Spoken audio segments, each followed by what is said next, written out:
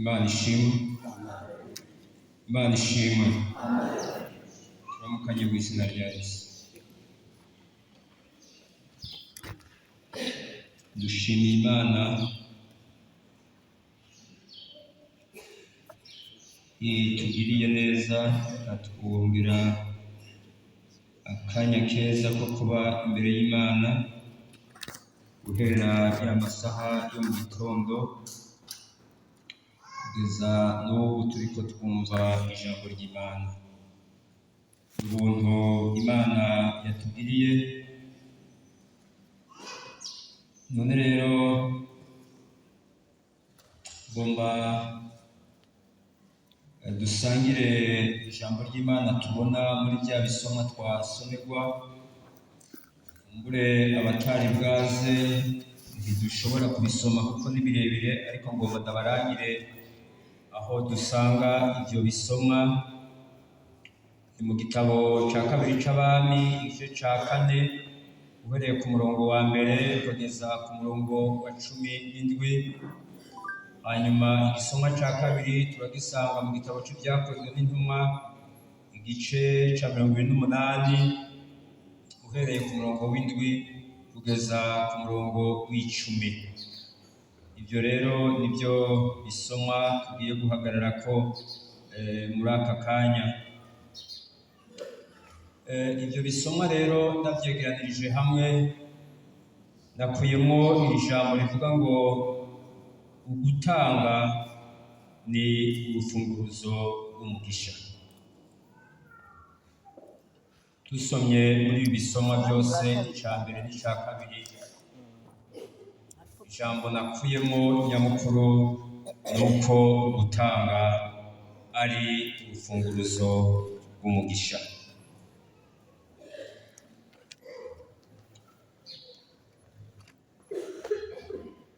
Aya majambo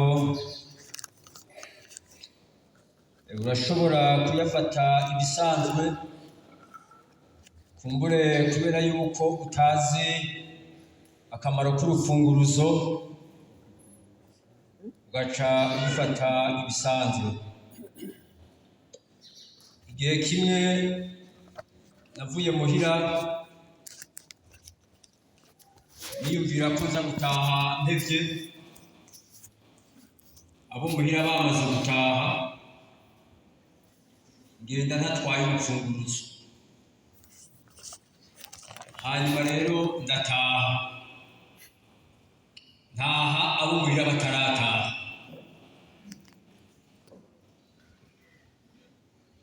Namaze nk'amasaha nkangahe nicaye mu rugo ndatira agatebe, abo tubana niza agatebe nicara mu rugo, kandi inzu iri hehe? Mugabo kubera yuko ntafise urufunguruzo, inzu iri ngaho, birananira ko ndayinjiramo. Kandi hirya y'ije na pastori byaramushikiye, narabibonye.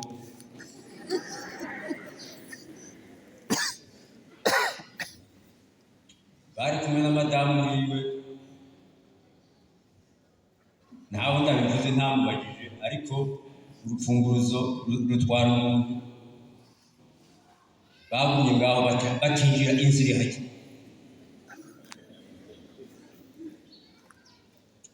Kubera ko bari bafise umuduga baca baja mu muduga.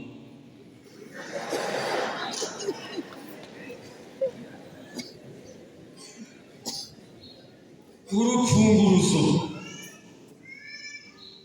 rufise ububasha bukomeye. Urashobora kuba ufise umuduga wawe, kubera yuko urufunguruzo warubuze ukagenda n'amaguru, kandi umuduga ugufise.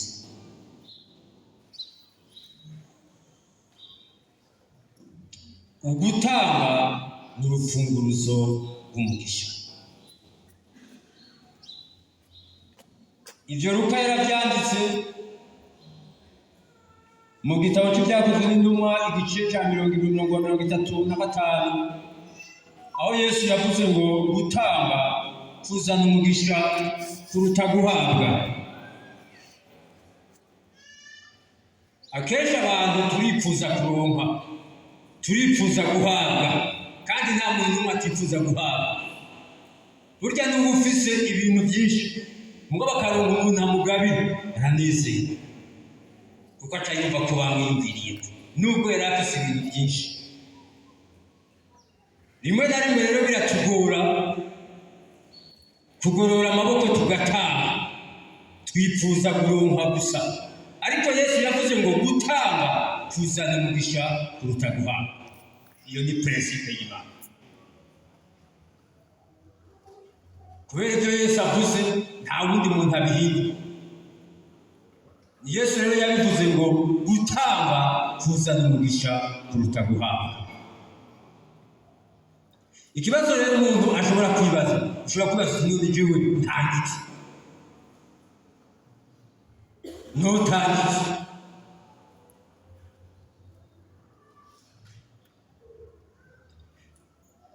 Tufatiye kuri bya bisomwa bibiri twasomerwa,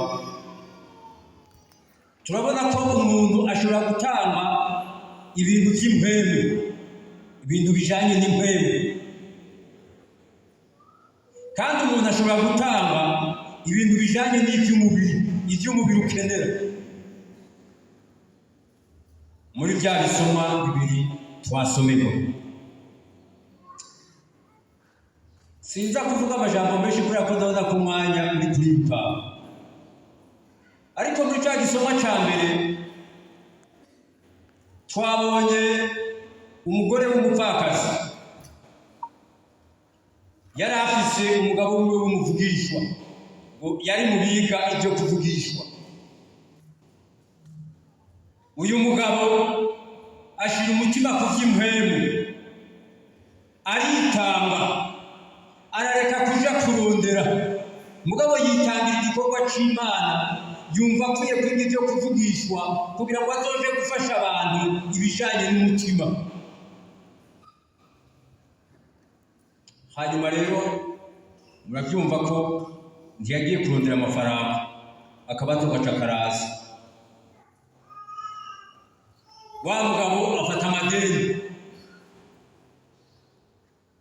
afashe amadeni hanyuma apfa agifise amadeni. Hanyuma uwo yaraheranye ataraza ashikira umupfakazi ati amafaranga yanjye ndayashaka, kandi vuba bwangu amafaranga ndayagomba, utayampaye abahungu bawe ndabatwara baje kubabaja banje. Yarakoze ibikorwa by'impemu, hariho abantu bafashijwe kubwiwe, ariko kandi ikibazo kiraje. Mugabo umugore agirirwa amahirwe, azabona umukozi w'Imana Elisa, amwikubita imbere ati Elisa umukozi w'Imana, burya umugabo wanje urabizi ko yapfuye, kandi urazi ko yari umukozi w'Imana, urazi ko yari umuvugisha, none utwishyuza yaje. Narabuze umugabo wanje, none n'abana banje bagomba kugenda, agomba kubatwara ngo bagire inyagano, atagikoze ngo donke ideni ryiwe. Abana banje baragenda, ngo umupfakazi nyagwe n'uduhungu twanje. Umukozi w'Imana aramubaza ati none we ufise iki?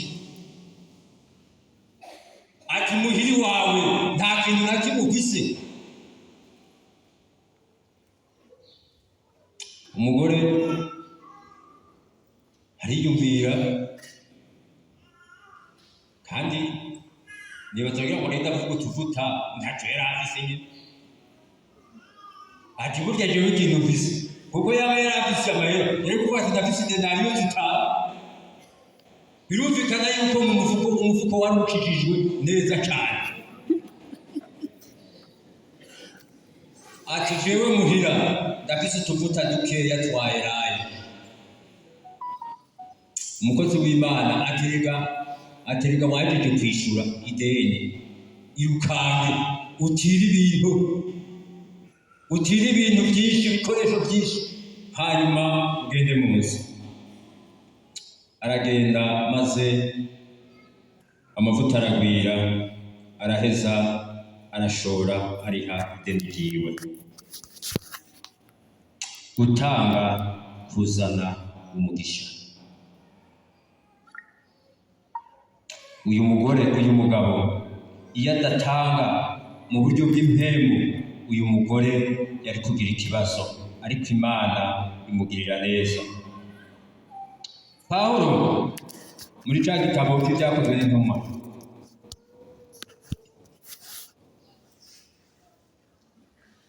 aha ndi mu buryo bw'impemu.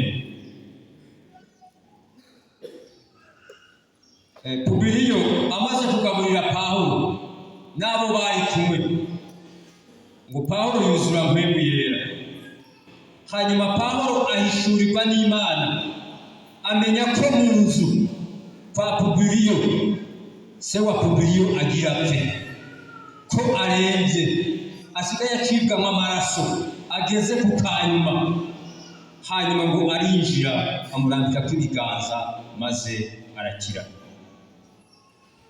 Ibyo rero ngo byakoreye igitangaza Pawulo n'abo bari kumwe, ngo bamaze kugera ko bajabuka ngo bagende i Roma. Abo muri icyo gisagara ngo baca barafata begeranya ibintu byose Pawulo na bagenzi be bari bakeneye, babirunda mu bwato, kuko batanze ibyo mu buryo bw'impemu. Se wa Publiyo arakira, n'abandi bo muri icyo gisagara babazanye bakize. Pawulo yabarambitse n'ibiganza barakira, nabo bakora mu mifuko yabo, bakora mu mazu yabo, bakora muri sitoke zabo, barunda mu bwato ibyo bari bakeneye byose, hanyuma baragenda. Mbere Bibiliya imbarira ngo kubw'ibyo bakoreye Pawulo na bagenzi biwe, Pawulo amaze kugera i Roma, atanga ariha inzu y'abamwe, ayiriha imyaka 2, kubera yuko bahezagiye abakozi b'Imana, kubera ko Imana yabakoresheje. Hanyuma Pawulo ariha inzu azobamo imyaka 2. Sinzi atarishyirahamwe muri twebwe ko hari umuntu araparvena kuriha inzu imyaka 2 ataragibamo, ariko Pawulo kuko yagiriwe neza n'Imana, ariha inzu imyaka 2. Imana yacu ihabwa icyubahiro. Gutanga kuzana umugisha kuruta guhabwa. Ugutanga ni urufunguzo rw'umugisha.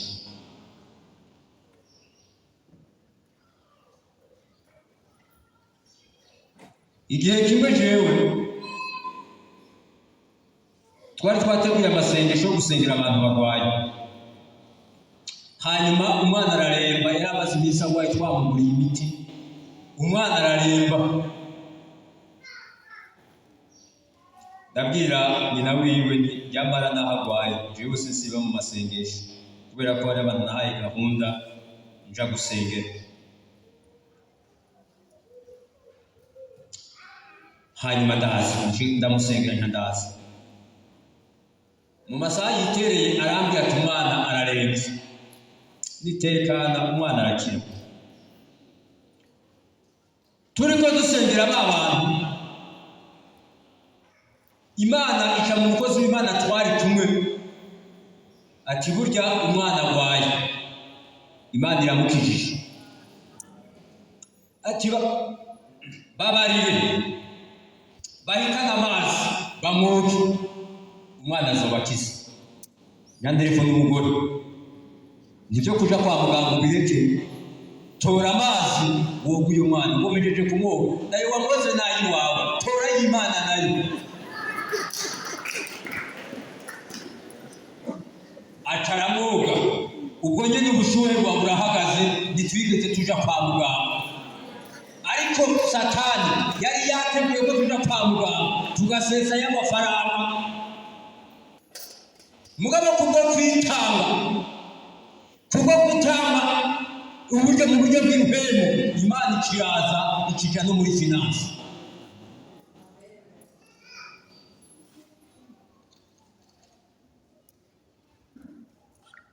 Gutanga mu buryo bw'umubiri. Twabonye muri cya gisoma cya mbere nyine duhereye ku murongo w'8,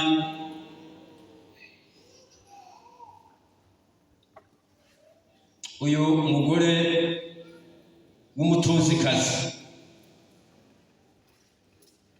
umugore w'Ishunemu, ngo Elisa umukozi w'Imana yaduze muri iki gisagara.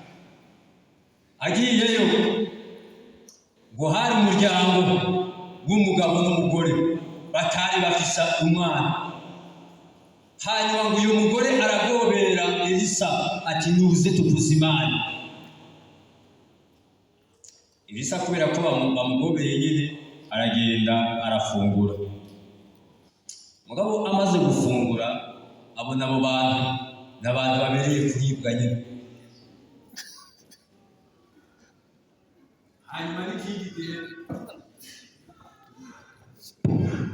n'ikindi gihe agiye Ishunemu agacaca hahandi bakamuzimana bakamugaburira. Hanyuma rero uwundi munsi umugore wiwe sinzi ko ari impwemu ye yamugendeye ntabyuzi. Mugabo ngo uyundi munsi umugore wiwe aragenda abwira umugabo ati mushinga ntaye wanje, ariko uyu mugabo tubona ko ari umuntu atunganye, ingo se mushinga ntahe tumwubakire akazu hejuru y'iyi nzu yacu.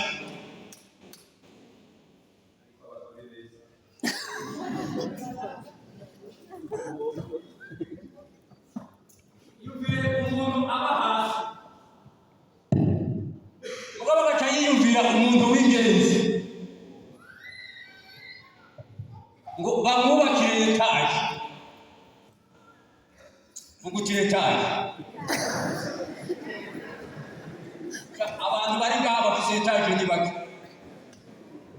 Mugabo iyumvira uwo mugore abonye umuntu atazi ataco bapfana, aravuga ngo uyu muntu ni uwera, none rero uyu muntu tumwubakire etaje, hazohoraza haryame hariya, tumushireho igitanda, tumushireho intebe, tumushireho ibyangombwa, hanyuma tuzore tumusanza y'ifunguro, kubera ko ni umuntu w'Imana.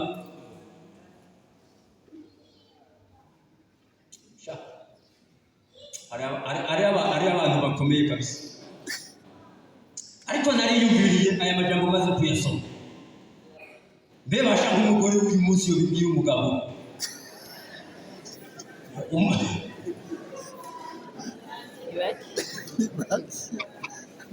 oya nawe vyiyumvire, cyangwa uri umugabo wowe vyiyumvire umugore w'iwanje arambere ngo twubakire umugabo jewe ntazi tumwubakire etaje. Aho nyene iruhande yawe uyu mugabo arankubise ku ntoki kabisa.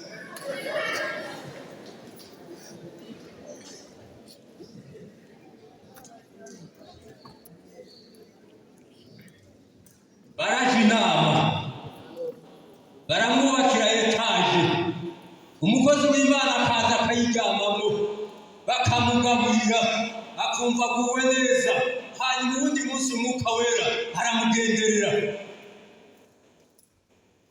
hataba abantu harakwakiriye neza, bakubwiriye neza, ntawe ukwiye kugira ico bakorera. Atuma umukozi wiwe Gehazi ati genda ubabaze uti none ko mwamugiriye neza, abavugire ku mwami cyangwa abavugire ku mukuru w'ingabo. Umugore atoya reka tuzokwigumira ngaha tuguwe neza nta ngorane.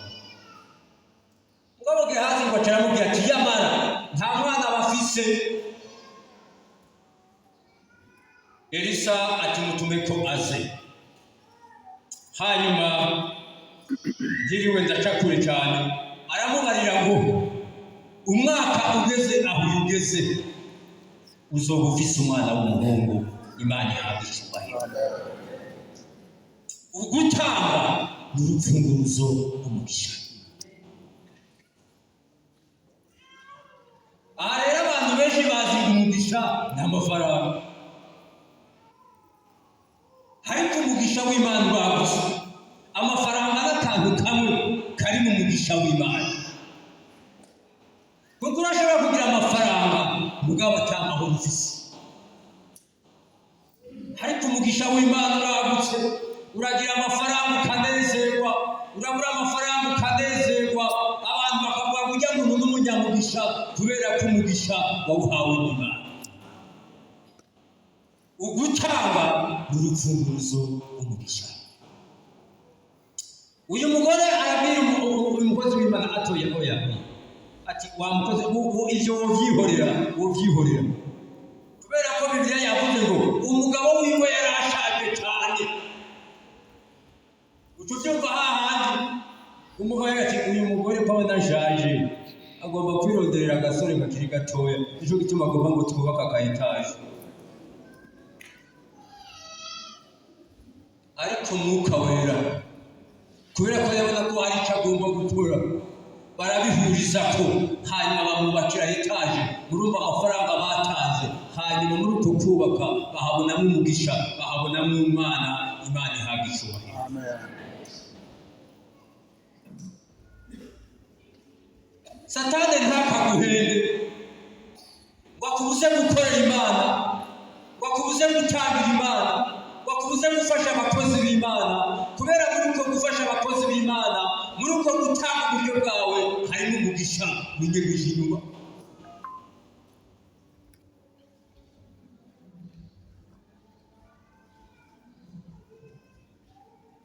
Mwabyumvise ku Bibiliya ingene yagabuye abakozi b'Imana atabazi. Bari bamaze amayinga abiri bari mu kiyaga, bamerewe nabi, imbeho yabishe, ikiyaga kibaze koko, bamaze gucika ikiyaga, bari bakanye cyane. Hanyuma ngo arabakira, arabacanira, arabagaburira iminsi 3 yose, abagaburira abantu atazi. Mugabo muri uko kubagaburira havamo gukira kwa se wiwe. Kandi ntiyakize se wiwe gusa, ngo n'abandi bari barwaye muri icyo gisagara ngo barabazanye hanyuma barabakiza. Imana ihabwa icyubahiro.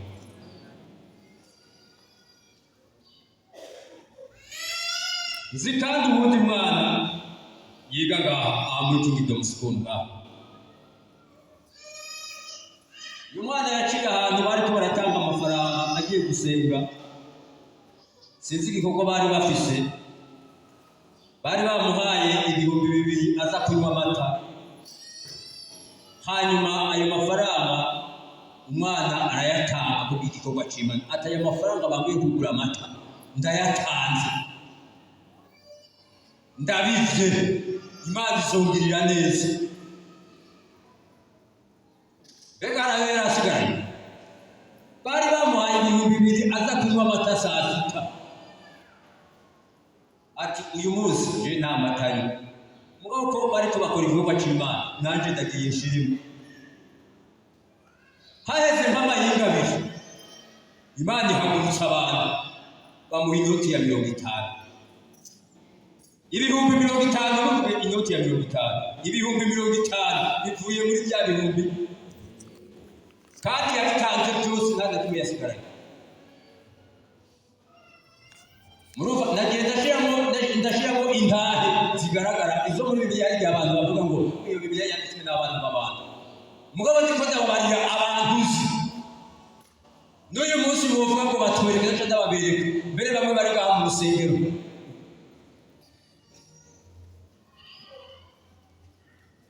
Ugutanga ni urufunguruzo rw'umugisha.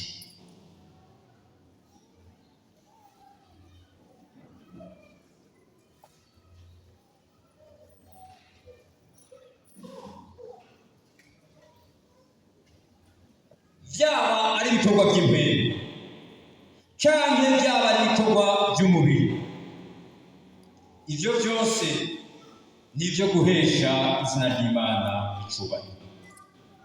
Mubutse ko ibyo byagiye bikorwa muri ibi bice bibiri twasomewe byahesheje Imana yacu icyubahiro. Ariko kandi ibyo bikorwa bifise ubushobozi budasanzwe bwo kugurura imigisha yacu. Uyu mugore yari abuze umwana, ntaho Bibiliya imbwira ko yasenze ngo afate umwanya asenge, ariko umwana wiwe yari yugaraniwe mu gutanga. Niyo yasenga kuyirondesha iminsi 40 nta mwana yari kuronka, mugabo urufunguruzo wari mu gukora mu mufuko hanyuma agataha, hanyuma Imana imuhungisha. Ibi rero nitwo bijamo cyane tubyaguye ibyo babirebire, kubera yuko hari bishobora kugabwa kubera ibyo batanze basogokuru, hari imazi batanze, hari imazi byatanzwe n'abarozi bisaba gukurwaho n'ikindi kimazi, uko gutanga kwawe kukugurura imigisha yari yarugawe. Ibyo nitwo bijamo uyu munsi ngo tubyige, iyo dutwara umwanya muremure, ariko gutanga kuzana umugisha kuruta guhabwa. Gutanga ni urufunguruzo rugurura ibyo Satani yari yarugaye, hanyuma ukabona kubyakira. None wewe ni iki mpemu ariko aratubwira gushigikiza igikorwa cy'Imana? Pastori yatubariye ko ari igikorane kiriko kirategurwa kandi abantu barabizi. Hari igikorane twimirije kandi igikorane gikeneye amafaranga menshi cyane, ariko ni menshi ku muntu, si menshi ku Mana. Wewe wahakengera icyo ufise, ariko icyo ufise kirakomeye, icyo ufise gifise agaciro, kuko wa mugore yari afise utuvuta dukeya twa elayo, twa tuvuta tuvamo amafaranga menshi yo kuriha ideni yaraheranye bivuye ku mugabo wiwe. None wewe ufise iki? Icyo ufise ntugikengere, kubera ko icyo ufise niwe agitanga kizokugurura umugisha wawe.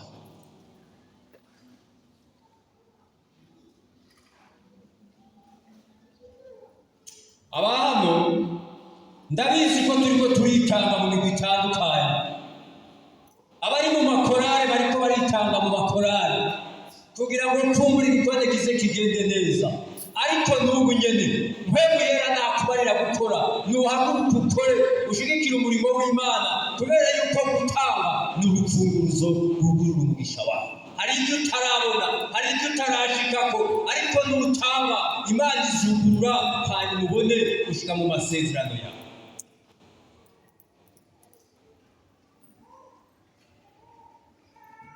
Ngomba ngo dusenge Imana.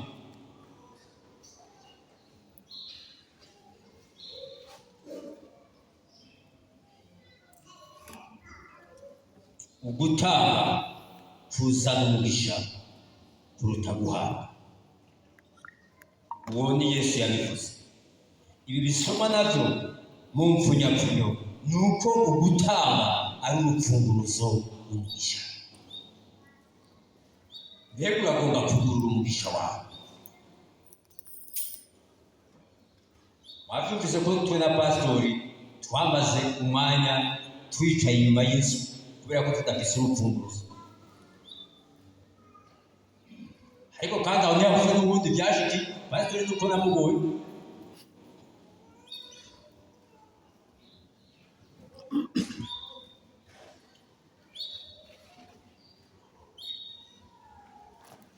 Ngomba ko dusenga, hanyuma ico mpemu yera ariko arakubaye uheze ugikore.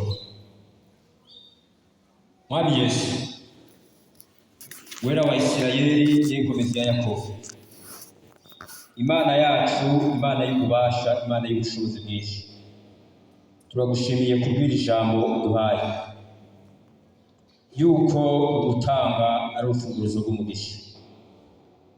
Hari imigisha y'abantu bawe umunsi Satani yugaye. Ndasenze mu izina rya Yesu, umwe wese Mana umugenderere, umuhishurire icyo akwiriye gutanga. Nawe nk'Imana y'ububasha wugurure buri mugisha wose umunsi Satani yugaranye. Izina ryawe rihabwe icubahiro. Mwami nyakubahwa, mpemu wawe yera akomeze kuduhishurira, ntihagire umuntu yokengera ico wamuhaye. Mwami wacu Yesu, Mana nkuru y'igitangaza, ico wahaye buri muntu wese yumve ko ari ic'agaciro kandi ko agitanze kugira ngo igikorwa cawe kigende neza. Mwami nyakubahwa, bizomuzanira umugisha. Urakoze kubyumvise, urakoze kandi kubikoze. Izina ryawe nirihabwe icubahiro, mu izina rya Yesu, amen.